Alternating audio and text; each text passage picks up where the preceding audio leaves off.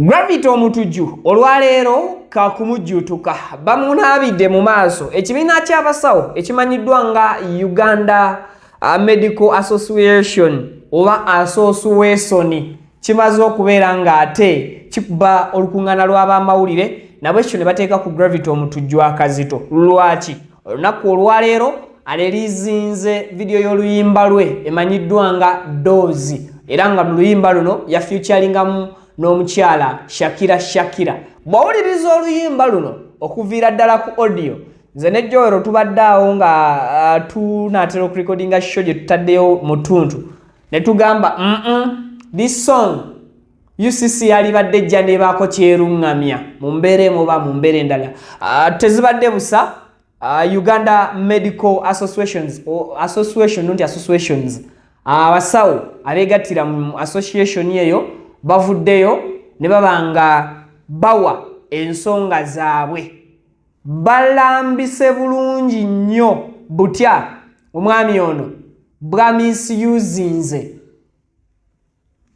ebikolwa byabwe ng'abasawo n'amateeka ag'ekisawo mu video y'oluyimba luno. Video soko giweka like nkumbe nga nze nkuwa information yonna subscribinga ku mukutu bata tugatangako mbutongole tujja kubanga tukuwa update buli kadde buli kanyomero okuva mu buli kanyomero k'eggwanga Uganda. Nze Vicky kakati mwami Wambuyu Gilson abasinga gwe mmanyi nga Gravity omutujju olwaleero lwatadde video y'oluyimba emanyiddwa nga Doozi. Mu luyimba luno Gravity omutujju yaluyimba ne Shakira. Shakira abasinga wano mumumanyi mumujjukira mu luyimba okusingira ddala abasinga lwe tumanyi lwe yafeaturinga ne David Lutalo.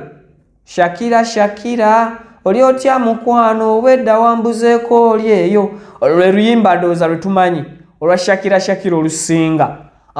Kakati bakola oluyimba gye buvuddeko emabega ne Gravity omutujju. Mu luyimba olwo ne basooka bata ebifaananyi mujjukirako emabega Gravity nga akola story zijempita stunt oba akabadi akeddwaliro e Busaabala. You remember very well nettaka kwe yali atadde kwe yali agamba nti kwagenda ozimba eddwaliro erizaalisa abakyala b'e Busaabala lyavayo ne reclaiming bw'omwami DJ Ericom ng'agamba ettaka eryo tasasulwanga kumalayo ate omwami Gravity ta communicatinga naye. Eyo story ndowooza mwagira batwagirwaninga wano ku Vika Exclusive. Sibalwiseyo kuba Zambia emabega. Abasawo nga bakulemberwa Herbert Luswata ono nga ye president wa Uganda Medical Association avuddeyo mu lukuŋŋaana lw'amawulire lwayise mbunambiro lwaleero n'alambika ensonga zino wammanga nti content ali mu luyimba luno oba mu vidiyo eno akozeseddwa bubi nga content oyo wa kisawo ng'omuntu amukozesa first of all si musawo naye nga akozeseza ddala ebyo byennyini ebikolwa by'ekisawo ne materials z'abasawo n'azikozesa mu bubi kye bayita misuse. Amisuzinze ebintu ebikolwa mu ddwaliro. Bwe mbadde mpuliriza oluyimba luno ku makya nga balutadde first of all gwe gwadde omulundi gwange okusooka okuwulira ku audio w'oluyimba olwo at the same time nendabirako ne vidiyo eyo. Engeri oluyimba gye lutandikamu tukkirize oba tugaane bwe tuba nga industry gye tulimu olwaleero eri kubanga ekkiriza amaloboozi ag'omu kisenge okuba nga gayita mu music awulirizibwa emisana n'ekiro nga tayawudde audience ki. Omukyala abadde mu luyimba olwo n'alibadde nkubawo ekigambo misana ttuku nti agamu ku maloboozi agakozesebwa mu kisenge Joero mpaga nkola eki agayitibwa ag'okukola ki gonna yagakutte n'agateeka mu luyimba. Ekyo kyekisooka. Sanyangiri mwami Luswata oba Dr. Luswata akode UCC immediately mbagirawo ejjeyo oluyimba lwa Gravity kubanga lutyoboola ekitiibwa ky'abasawo era basabye UCC eteeke nati ku luyimba luno luleme kuddamu kuzannyibwa wantu wonna olw'ebikolwa ebikoleddwa mu vidiyo y'oluyimba luno. Era olwa mu Kampala wano we basinzidde ne bayita UCC oba ne bakoola Uganda Communications Commission officially okubaako kyekola ku luyimba luno nga terunnagenda wala. Lwe nsooka okulaba ebifaananyi nga bifulumizibwa ku mutimbagano nagamba ono dokitaali ki akutte empiso bw'ati agenda okugitunga nga gwe bagitunga amagulu geegadde.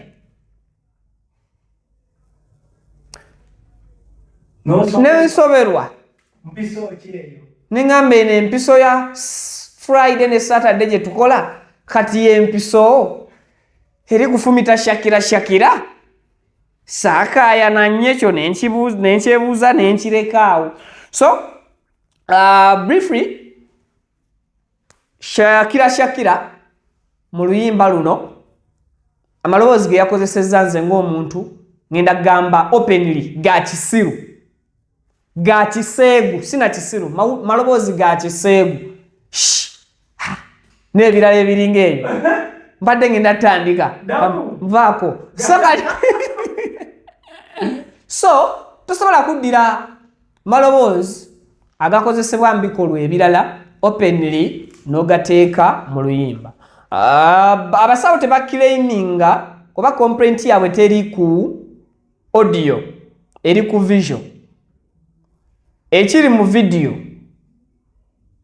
nga kirileetinga ku basawo because bw'olaba video y'oluyimba luno yonna already etandikira mu basawo mu clinic mpaka kuggwa ng'eri mu basawo.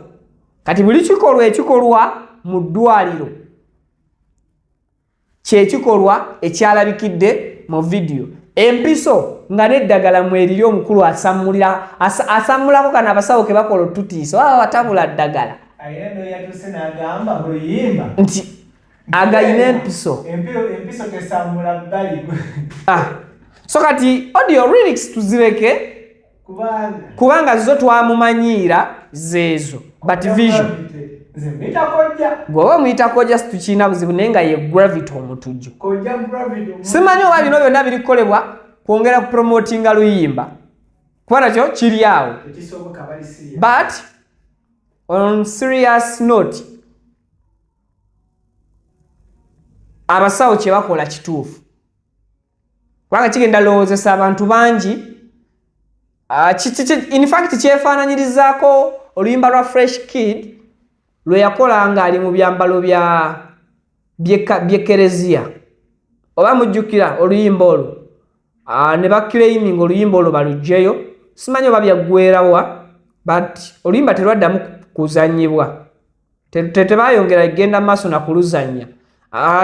Ekintu kyekimu kye baapplyinze ku luyimba lwa Gravity immediately UCC bagisaba stopping oba odi yasigala azanya abasawo tebakiinaako obuzibu oba oluyimba balukolera video endala no problem but this video according to Dr. Lutwama president wa Uganda Medical Association agamba lulina okukoma.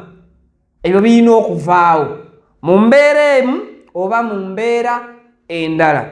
Era mu meeting eno oba mu press conference eno tebawadde lwakuba sale nti bamuwadde bbanga ki.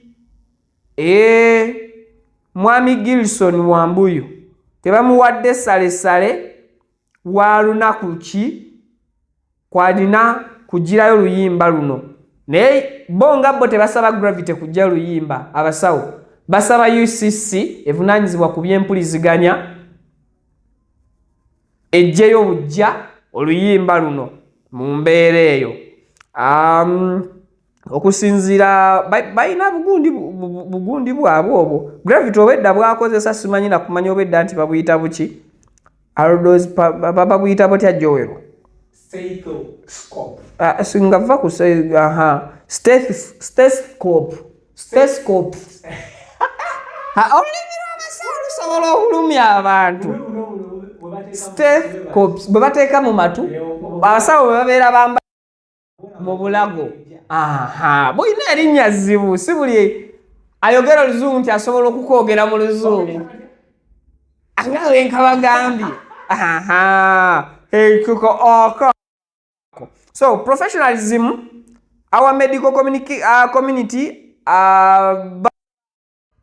UCC ejjeyo oluyimba olwo. In short, ndowooza byebyo.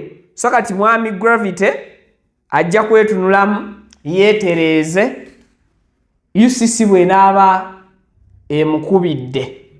Naye kati UCC ekkubira n'eggamba ajjayo oluyimba oba si kyekuwandiikira n'eggamba ewandiikira mainstream media but online I think nawe esobola okclaiminga neko si ndowooza eyina authority esobola okclaiminga oluyimba olwo YouTube n'eruwanulayo mu bunnambi nga talina kyakola.